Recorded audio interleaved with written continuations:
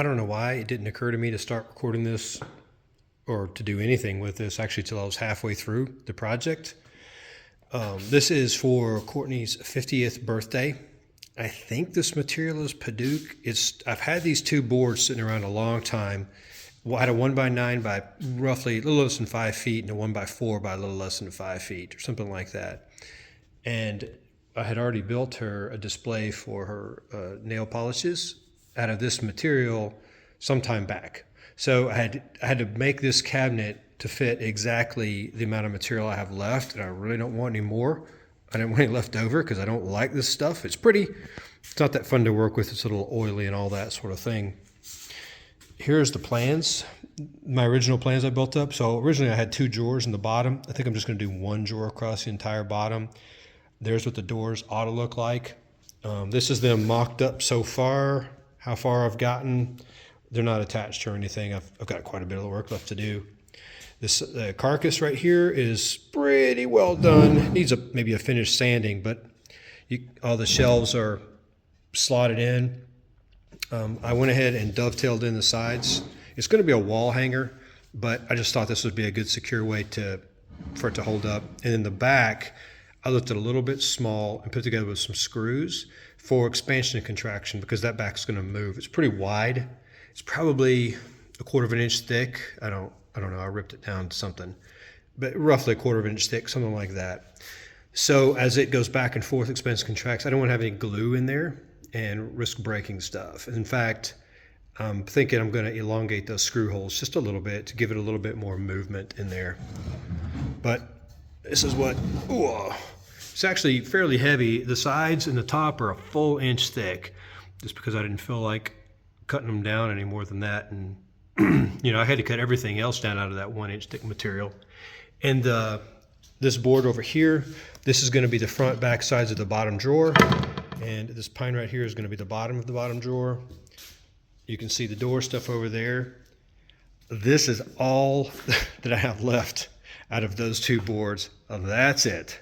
So this stuff it's kind of oily. It's nasty. The sawdust is not fun to get on you. I wear a dust mask all day long.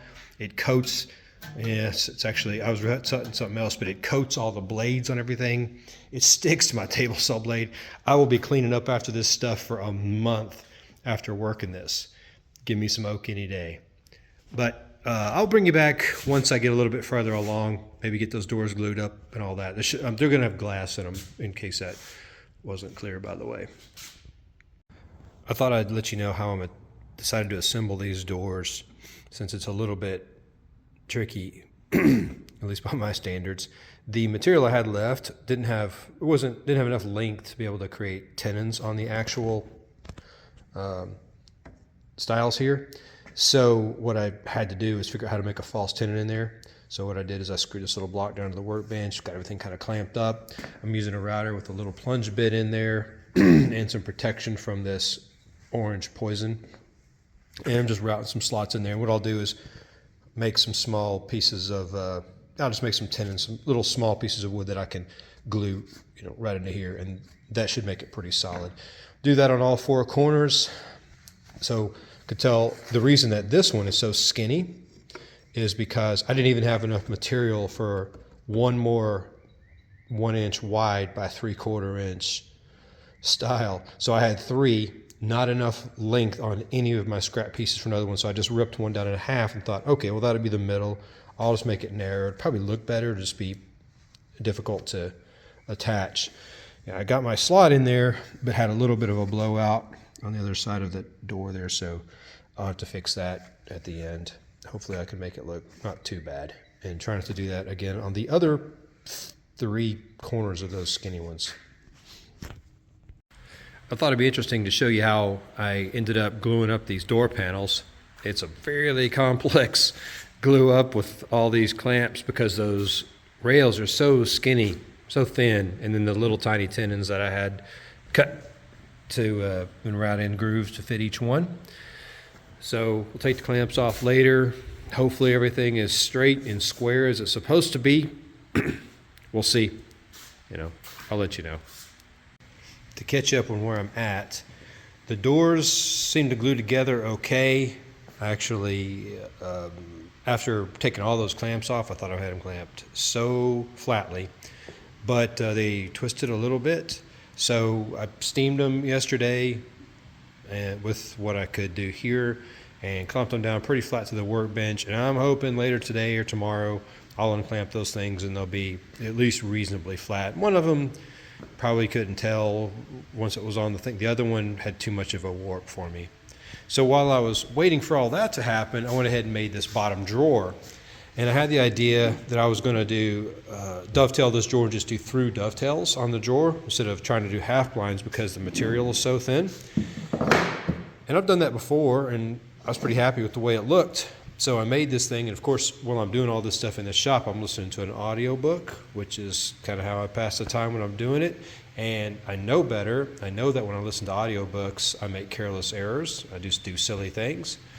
So what I did is I made the tailboard the front and the back, and the pin board the side, which is ridiculous. This is what the front was supposed to look like, but of course that wide.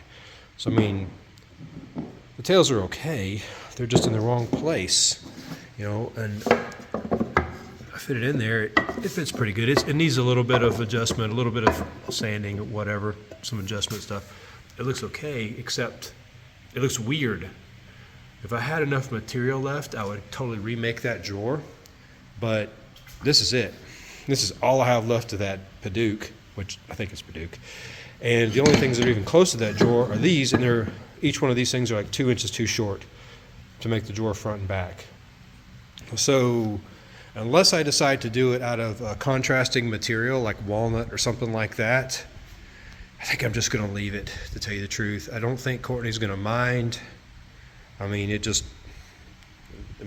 to me it looks silly, but to her it may just look like a decorative feature. I'll show you what I intended that to look like.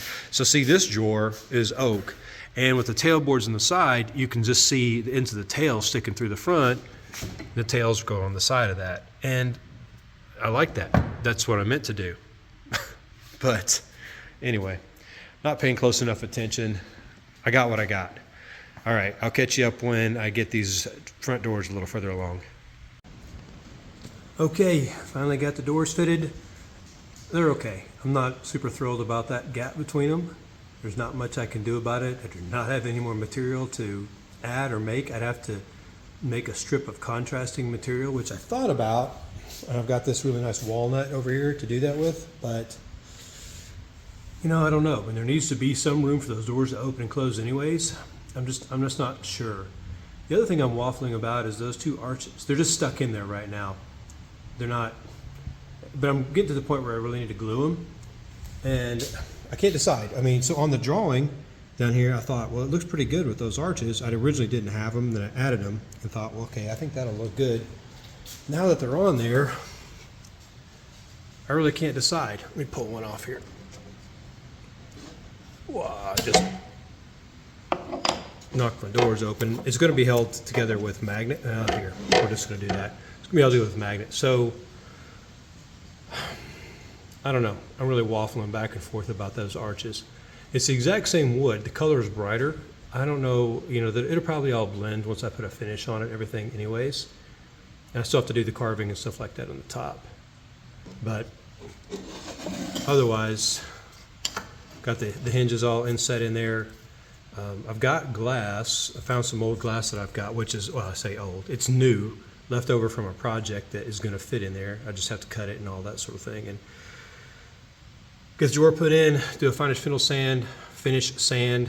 Oh yeah, carve the tops, and then I'll be ready. Uh-oh, somebody's coming down the trail. I got to lay this down before she walks in here and sees it.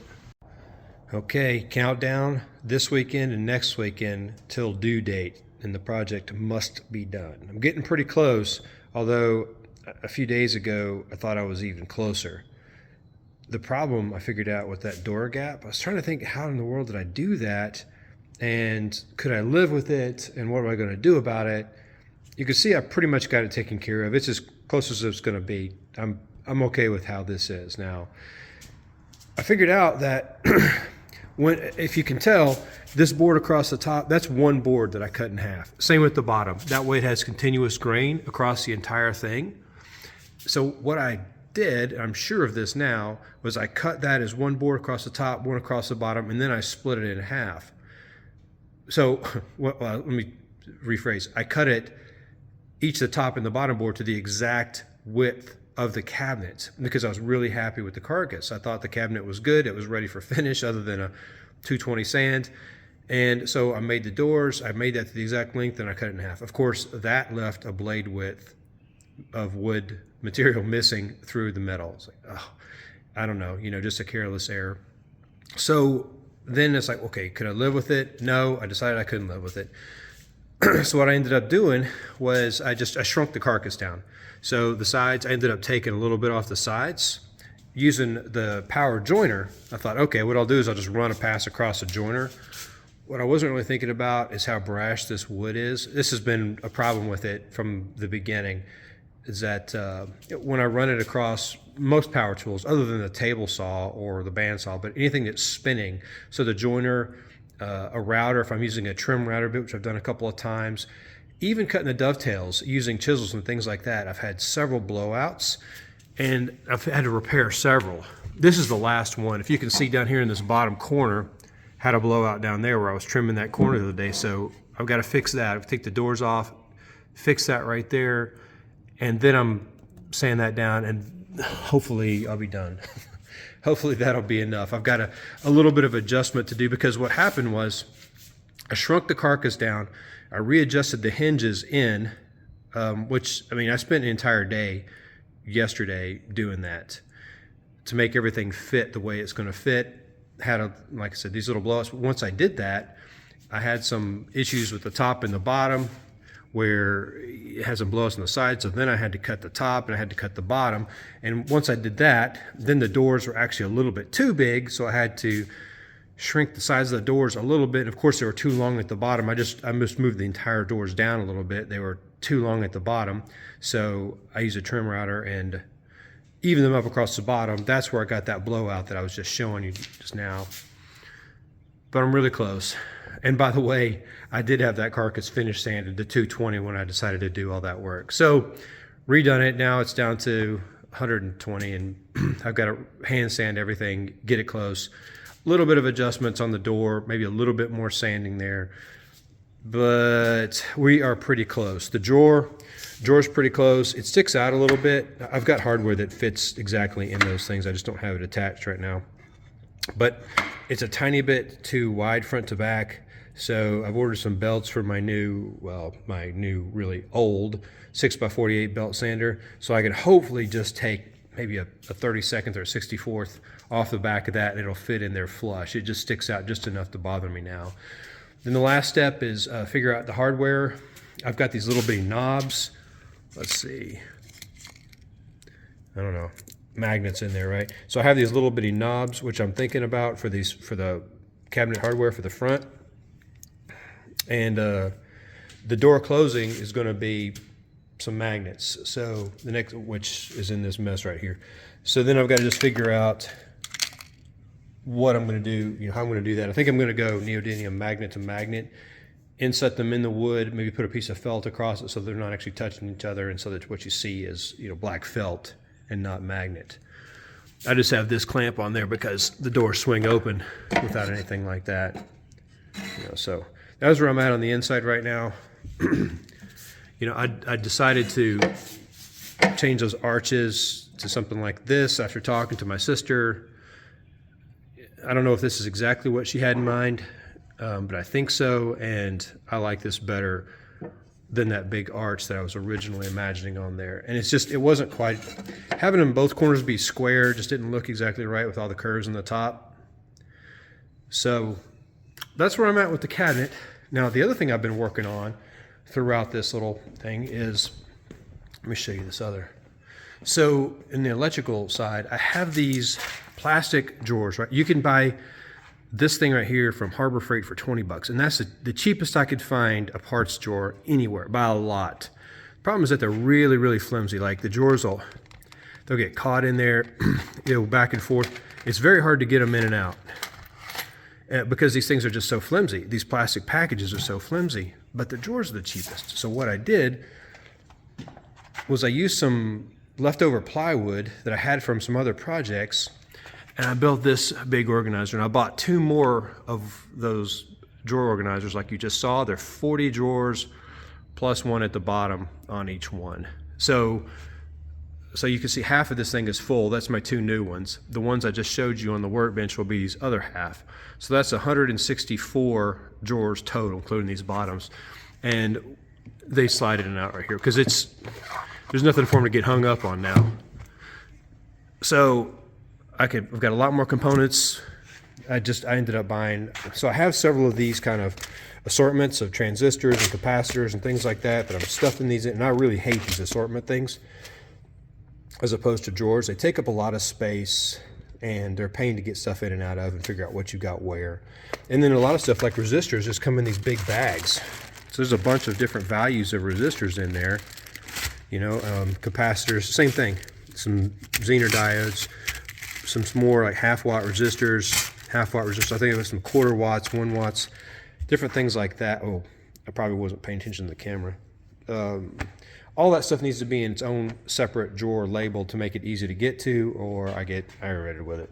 So that's what that's all about, and I think that turned out so well. I'm going to do another one later for machine screws, because right now I'm not satisfied with this. I have all these containers of machine screws down here, and it's a real hassle to get them out. I've got a bunch of other separate drawers, but same thing. Well, these are actually better quality than the Harbor Freight stuff, but you know, but it's a pain to have all these separate things sitting around, all these separate little component things. These are my favorite. These were my grandpa's, my dad's father's, and I mean, they are long, sturdy. I love those drawers. If I could have found a bunch more like that, that's what I would be doing. But I'm going to do these other plastic Harbor Freight things, build a plywood enclosure. I figured it worked out to 50 cents a drawer doing it that way. And I just couldn't beat that any other way. I was even thinking originally that instead of getting those plastic drawers, I had more of that like door skin, really thin plywood, like 1/8 inch thick plywood stuff. Then maybe I'd make a bunch of drawers. But for 50 cents a drawer, buying a plastic like that, it doesn't even make sense to do that extra work. It's tons of work to do that just to try to save a few bucks. I guess 80. I guess I'll have $80 in each one of these because I think I have enough leftover plywood to build 1 more of these things. It's not all the same plywood, by the way. It's from a bunch of different projects, but you know, you paint it and it looks okay. All right, talk to you later. Coming along now. It's just hand sand, hand sand, hand sand. I've been doing that for several hours today, up to 220 grit. Problem is trying to get in all these little carved details, especially the end grain. So when you sand something like this, you got to sand with the grain back and forth this way into all these little areas, right? Inside here, you got to, so it takes a really long time. This other door is done. I'm pretty happy with the way this one is. Right down here is that repair at the bottom that I said I was going to have to do, so I just cut out a little bitty block of wood, put it in there. You can see it if you know where it is and know what to look for. I don't know what it's going to look like once it's got finish on it. Hopefully it'll be a little more invisible, but I'm not too worried. Like I said, you have to really know that it's there to look. The carcass is now sanded down to 220 grit. Pretty happy with this thing. It's ready for some lacquer. When I told you I had to move those hinges, you can kind of see right here, I had to put in a little piece of wood there, put in a little piece of wood here because the hinges had to go out that way on this side. This one wasn't so bad. This one, I think I elongated the holes in the hinges on that side. Made it good. So anyway, possibly next time you see this thing, it'll have some finish and be on the wall. No promises though. Well, here it is all laid out. 3 coats of lacquer on both sides. Just finished that about 30 minutes ago. And I'm 1 week before the birthday. So I've got a little bit of time, but I'm out of town all next week, so not much time. I just thought I'd show you the repairs. So that's what the hinge repairs look like.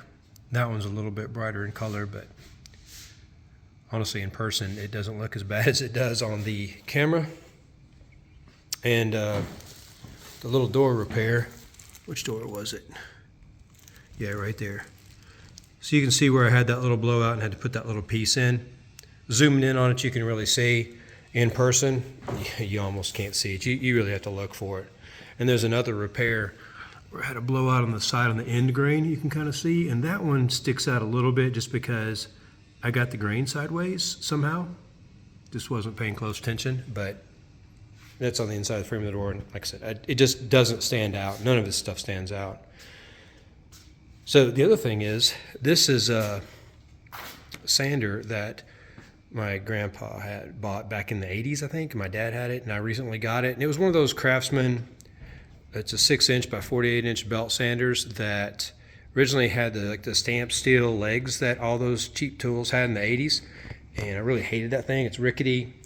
So I built this cabinet for it so we could get in here, and I had to dig all the sawdust out of the motor, take the motor apart, get all the sawdust out. But what I ended up doing was to put a new belt, and I put some rubber here, ran the belt through there, got it all closed up so that hopefully I keep the sawdust out of that motor. And it's a place to store some belts and tools. Next, it's so incredibly loud that it's hard to use.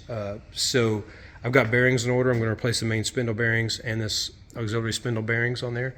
And then the last thing I got to do is build some kind of a dust collection so I can hook it up to my dust collection. Because as it is now, if I use it, I stand here and hold this hose. I'm going to use it once. I hold this hose right here to try to keep, from filling up the entire shop with sawdust from that thing. But anyway, I'm pretty happy with the way that base turned out. It's pretty stable. I like that. And the other thing I've been working on that I showed you a little bit the other day was my parts drawers. And today while I'm waiting on lacquer to dry, I've been sort of organizing this stuff. I've got most of it done, and I'm already 3/4 of the drawers are completely full, and that's before spreading out all these 1-watt resistors. I mean, each one of those little paper things is a different value of resistor, so obviously I can't put one value in each drawer. Even with these smaller 1/2-watt stuff and 1/4 watts, let's say those are the 1/4 watt stuff, these 1/2-watt stuff, I put several different values watered up into each half of the drawer. I'll go back and label all that stuff another time. Capacitors, same thing. I put multiple different sizes. Well, no, I guess I didn't. Some of them I had to, but most of them are going to work out okay, I think, on the capacitors. It's just all these resistors. And the problem is, it's great to have them, but once you have them all wadded up together and you're looking for a specific value, the little legs get tangled up. You can imagine those tiny little wire legs, and it just takes forever to sort through that stuff. You use a little component tester there to try to get the values and find a value you want. I need those to be in drawers. For my own sanity, I need those to be in drawers that are labeled at least down to 2 or 3 values. And I'm not sure I'm going to be able to get that even with this organizer, unless I empty a lot of the other stuff out of there and make it basically half resistors, which I may end up doing. I don't know. So next time you see this cabinet, it's probably going to be on the wall, and we'll finish this up. Here it is. It was definitely a hit. She appreciated it, really liked it. We've got it stocked with nail polishes now. Chose this hardware. You can see the drawer hardware is inset. I think you could see that before. I ended up putting some magnets on both the door and there to hold the door shut. I just ended up gluing the glass panes in there. Easy to replace if I ever need to. The reason that I chose this wood, I told you, because I had the rest of it, is so we built this last time, probably last year, to hold the nail polishes when she didn't have so many. And this thing here's got some little drawers in the front. You can see these are magnet hasp drawers. One on each side, just for some odds and ends in there. But that overflowed. Now this is pretty full. We'll see what's next.